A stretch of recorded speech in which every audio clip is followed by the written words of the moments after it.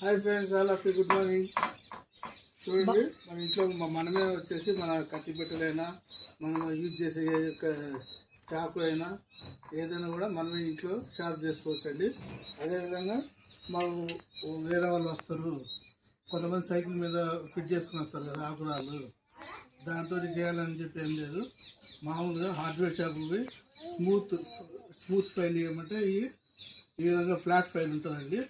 దీంట్లో రెండు రకాలు ఉంటాయి, స్మూత్ ఒకటి, రఫ్ ఒకటి. రఫ్ అయితే చాలా ఎక్కువ కట్ అవుతుంది.